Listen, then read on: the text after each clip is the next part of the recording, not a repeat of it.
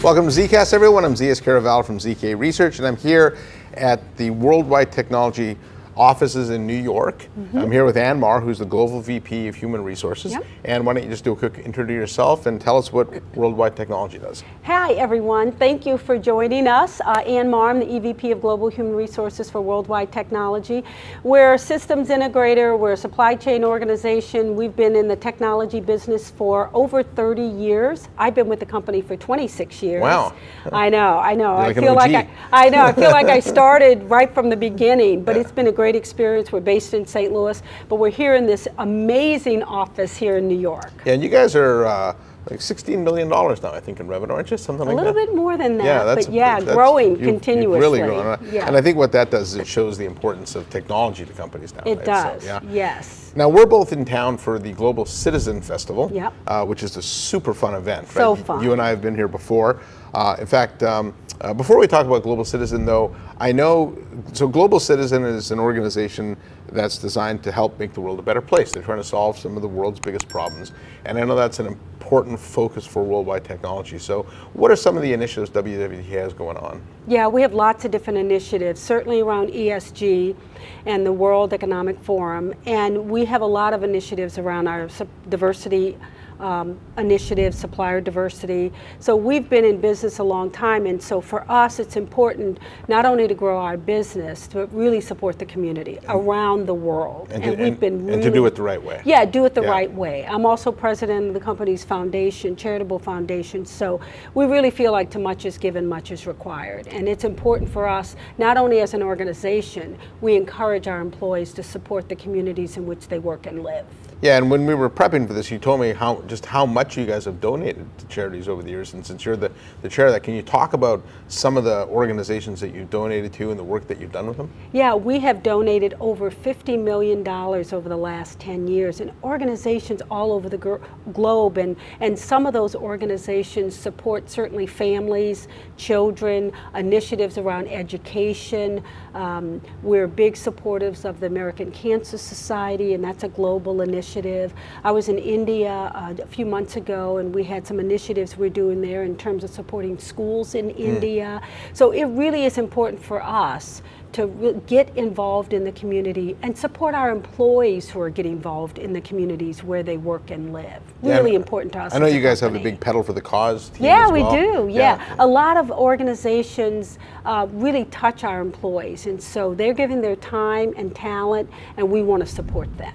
Yeah, well, good for you guys. That's it's so happy to hear you guys saying you do that. It's interesting because I was at the climate sessions yesterday, and one of the things that came up there was that a lot of the activists and the NGOs, they said initially they were a little skeptical of working with private industry, right? Because they didn't always think that they had the best interest in mind, and maybe they had another agenda. But what I'm starting to see is that governments alone can't solve the climate crisis and diversity issues and things like that.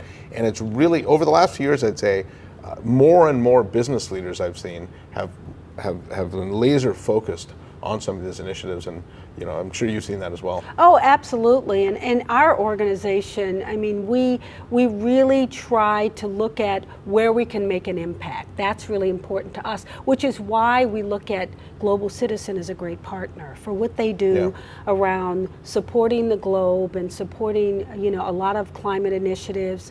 Poverty, it's all over the world, and then supporting young girls and really helping them have a better start in life. So all of those things that Global Citizen represents are things that we represent as an organization. So it's been a great partnership, 3 years in a row. 3 years now, yeah. 3 years, yeah. In fact, I remember the first one you were at. So, how did you get in touch with Global Citizen? How did this partnership come? A partnership, it stemmed from the partnership that we have, a strong partnership with Cisco. Oh yeah, and they're one of the lead sponsors. They're of a course. lead sponsor, and their CEO, Chuck Robbins, reached out to our CEO, Jim Cavanaugh, and said, hey, we've been a part of this organization. We would like Worldwide to be involved, and there we go. Yeah. That partnership led to us supporting and being involved in Global Citizen. In fact, their chief people Process and Policy Officer, Fran Katsoudas, is now co-chair. Yes, of Global yes. Citizen. And Fran and I are friends, and I'm Yeah. going to see her tonight at one of the events, and it's been a great partnership all around for us. And I think when you have a strong relationship with companies and they reach out to you, it just makes sense. Yeah. You know, their mission and what they believe in to support the community is very similar to ours. We have similar cultures, and I think that's why we have such strong relationships throughout their organization and our organization. And talk about internally, you touched on DE&I, inclusivity, and then education, and of course, you guys are a Midwest-based company. We are. And one of the issues I think that I've seen in the Midwest is a lot of rural areas that they don't have great access to education and things. And so what are some of the things you've been trying to do just in the local area even to try and help educate more people and help create more diversity? Yeah, we do a lot of things around education, but we also have a lot of great partnerships with colleges and universities, HBCUs, HSIs. We have a great university program. We have a great internship program. But even beyond that, we look to create programs in underrepresented areas of communities. We partner with organizations like Empower.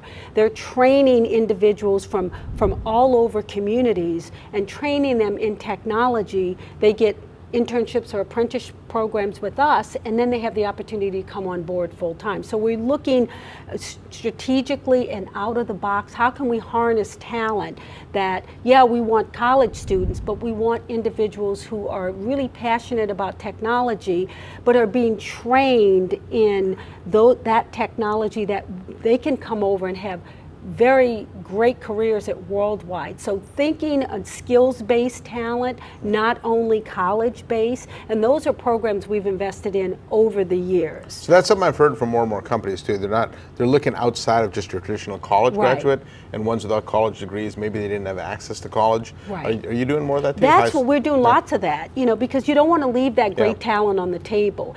College is not for everyone, but that doesn't mean that they're not passionate about technology or passionate about business. So if we can harness that passion and bring them into the company through training programs to advance their skills, and balance that with college programs that we have. I mean, it has accelerated our recruiting efforts across the board. And it provides us partnerships with strategic partners like Empower, or Boys Hope, Girls Hope, or Girls Inc., or lots of other organizations who are really trying to make a better life for these individuals and training them for companies like ours. So that is a strong focus that we've had, skill-based learning, in addition to some of the college programs. What's interesting too is your timing is really, really great on this too, because if you look at some of the World Economic Forum data, they talk about how digitization and artificial intelligence is actually going to eliminate 85 million jobs, but it's going to create 97 million more.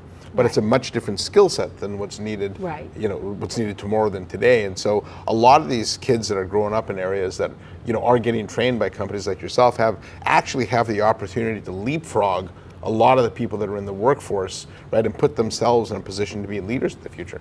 And think about a lot of these young people, all they know is technology. Yeah. They were born with technology in their hands, and so if we can look at ways that we can help them focus that energy, focus that passion, and really create opportunities for them, long-term careers at Worldwide and other companies, it's really looking at things differently as the world changes. And we do. I mean, I think that's the great thing about Worldwide. We've always been creative, we've always been innovative, and those types of programs are really bringing us an opportunity to tap into underrepresented areas and give young people and other individuals opportunities, even the military. That's another partner that we have, because they train a lot of individuals on technology. When they get out of the military, what are they going to do? Yeah, they don't know what to do often. They don't know what to do. So they can come to Worldwide and have fruitful careers, and they've been trained in technology. Yeah, now back to Global Citizen, over the 3 years you've been here, there's been a lot of great speakers. And were there any that stand out in your mind? The speakers, yeah, they always bring some innovative people to come in and talk. I love hearing from the Global Citizen team. Hugh Evans, who's the CEO of Global Citizen, I love hearing his vision. But they have some fun entertainment too, so that's been really fun over the years. Yeah, one of the things that's always impressed me with the lineup of speakers they have outside of the musical artists is just that, especially a lot of these entrepreneurs, they're really young, right? I look at them, they're my kids' age, and they're so passionate about trying to change the world. You know, one of the speakers at the climate session yesterday said at the age of 17, she organized the largest climate strike that New York's ever had. Oh my gosh. Right, and so that, to me, it makes you really appreciate the effort people are putting in today into trying to make the world a better place. It's inspiring, isn't it? When you see people of that age with that kind of passion and that kind of vision. Well, I know when I was 17, it wasn't that way. Well, we were talking about that yesterday too. It makes you wonder, like, what was I doing at that age? I know. Right? I don't think I was doing that. Not at all. But I think that was one common thread that I've seen across those different speakers. Now, as far as the entertainment goes, who are you looking forward to seeing this year? Oh, the Red Hot Chili Peppers. I mean, I'm excited to see them in person. Last year, they had some great entertainment last year, but I think the Red Hot Chili Peppers for me. I'm excited about that one. Yeah, and do you have a favorite artist that you've seen across the three events you've been to? You know, I saw last year, I saw the Jonas Brothers, and I had never seen them perform. My daughters always talked about them. They were big favorites, and I was so impressed. They were so entertaining. So it opens my eyes to a lot of entertainers I may not have ever seen, but it's really fun. And being in the park, being with everyone, being outside, it really becomes a very great celebration. Yeah, it actually, it's exposed me historically to artists that I haven't, you know, I thought it was pretty hip and cool, but there was artists I didn't know. In fact, when Her was playing, I didn't actually know Her was an artist. She was playing, and I asked a girl there, she was on her dad's shoulder, said, "Who's the artist?" She goes, "It's Her." I'm like, "Well, I can tell it's her." It was like, Abbott Costello. You're showing your age on that one. Well, the other person who's performing is Lauryn Hill, and I think she's had some starts and stops in her career, and I think she's trying to jumpstart her career again. So that'll be interesting to hear her and if she has any new music out. But it should be fun. Yeah. Let's just hope it doesn't rain or too much. Well, I just wear a poncho, so. Anyways, all right, Ann. Well, I've been a big supporter of Global Citizen. As you know, I've been trying to cover this event for I think 5-6 years now, and so I want to thank you and the efforts WWT does in supporting the event. I do think it's very important, and certainly thank you for all the work you do. You know, within this company, trying to create more diversity and inclusivity. I think that's something all business leaders could learn from. Well, thank you for always being a great supporter of worldwide technology. We really appreciate that. Yeah, well, you guys do a lot of great things. So. Yes. All right. Thank you. So on behalf of Ann, I'm ZS Caraval from ZK Research saying thanks for watching. Don't forget to hit that subscribe button, and I'll see you next time on another ZKast.